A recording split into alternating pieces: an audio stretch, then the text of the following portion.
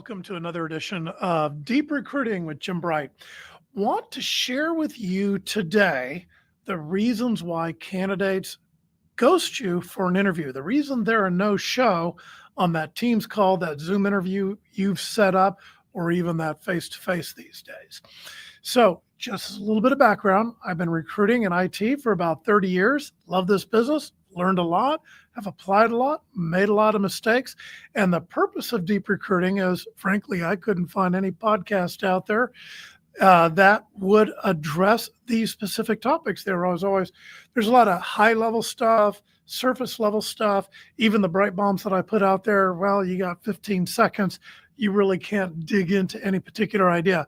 So these are meant as little 5, 10, maybe 15 or 20-minute sessions once a week that you can get a good, solid tip out of that you can use to address your production, improve your job, improve your performance, and help the people you want to, help the people you need to actually get a job.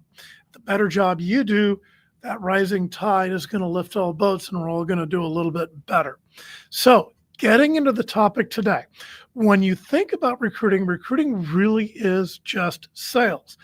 And in order to get that big sale at the end, you've got to get all the little steps along the way. In sales, they call it getting the little yeses to get to the big yes. And there are really 5 reasons that people, why they say no. Those 5 reasons are very simple. No need, no hurry, no money, no want, and the moneymaker, no trust. And the primary reason, we're going to go over several reasons why people will ghost your interview.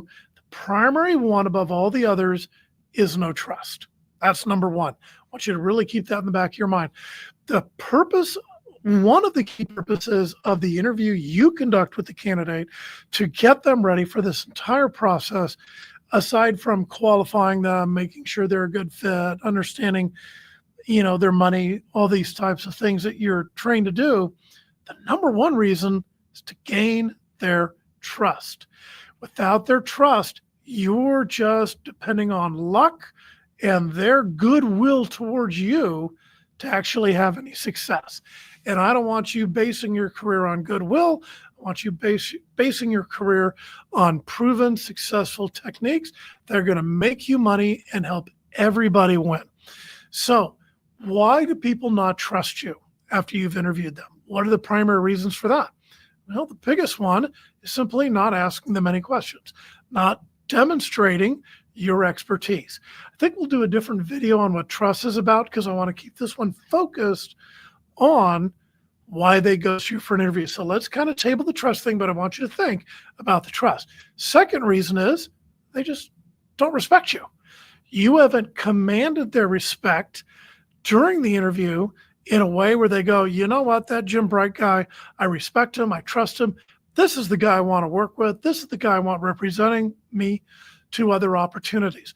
Until you're earning that respect, till you're earning that trust, I think we'll do that next week, then you're just flailing about, okay?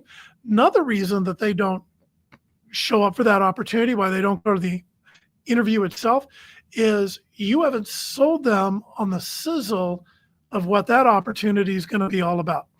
Frankly, they just don't care about the job. You haven't given them any reason at all to be excited about it. You haven't given them any reason at all to go, this is where I want to spend the next 5 years of my life. And that's what they should be thinking before the interview. So you need to be selling the sizzle of the opportunity you have. Another reason number 4, is you don't understand what competition is you're up against. You don't know what other interviews they've got going. You don't know how your position ranks against the competitive opportunities. You don't even know if they've got another offer. Which brings me to reason number 5. Reason number 5 is between the time you arrange the interview and the interview is supposed to happen, they've received an offer that they take. Most candidates, frankly, they're going to take the first offer they get. And if they get an offer in between the time you arrange the interview and that interview is scheduled for, chances are they're going to take that interview. Now, a little bit of a story for you. Back in the day when I got started, the agency I was with, we had an answering machine that served every recruiter, every sales pro in the office.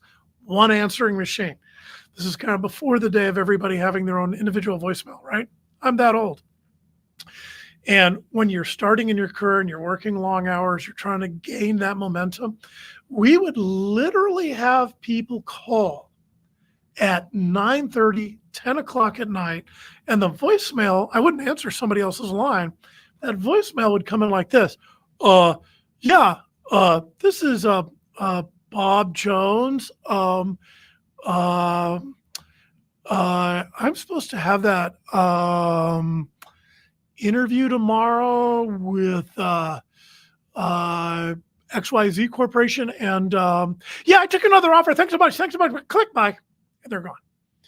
Now you hear that a couple of times and you start to wonder, what's going on? What is causing these people to make that phone call 9:30 at night, 10 o'clock at night, leaving a voicemail on an answering machine? The reason they're doing that is they don't trust you. They don't believe that you, as their recruiter, have their best interest at heart. So you've got to change your process so that they genuinely believe that what you're doing is going to be the best thing for them. And that includes encouraging them to take that other offer, because it might actually be the best one for them and yours may not. And if yours isn't, then you need to be working on getting better opportunities in the door. Am I right? Another reason people will ghost you is you push them too hard. Instead of being consultative, you're being the aggressive, pushy salesman. Nobody wants to deal with that. Get over yourself.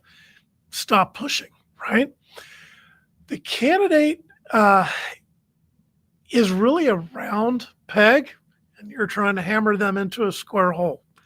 That's no good for anybody involved. Let's not take somebody who's not really qualified or interested in the job you have and try to fit them into it. An example in IT, a very basic and simple one, is taking a desktop support guy and trying to make them a phone support guy. Those are really two different things. I should say desk side support, guys hands-on with desktops, and trying to put them into a purely functional phone support role. It's not what they want to do. It's not their passion. Don't try to force a round peg into a square hole. Everybody loses in that scenario. And the last reason I want to do or go over is you haven't conducted a proper needs analysis during your discovery call. You don't know what they want. You don't know their money. You don't know their passions. You don't know what's going to excite them. You don't know what you're doing. And you're trying to just look at it from the standpoint of, got a guy, he's great at a desktop support, and I'm just going to force him into this position over here because that's what I want. And when it's all about what you want, the candidate is not going to respect you, they're not going to trust you, and you are going to lose far more often than when you win. When you'll know you're being pushy, when you're getting ghosted, you'll know you're not building trust and you're not earning that respect when you're being ghosted. When you're getting a phone call says, oh, gee, my grandma had a heart attack and I can't do it. Number one excuse we get is grandma got a heart attack. The one you don't hear very much, but we used to get was my cell phone died, or I didn't get your text, or I didn't see your email. It's all bogus. It's all baloney. It's all because you didn't build trust. You didn't build respect. So next week, I think that's what we're going to focus on here at Deep Recruiting. I want to know what you're running into. I want to address the issues you're experiencing in recruiting. Email us at deeprecruiting@teamgtn.com. deeprecruiting@teamgtn.com. We will keep you anonymous. Let's bring those issues out on the table. Let's lift everybody up, because that rising tide lifts all boats. This has been Jim Bright with Deep Recruiting. I hope you got something out of this. It was fun for me. Have a great week, everybody. And please go sell something.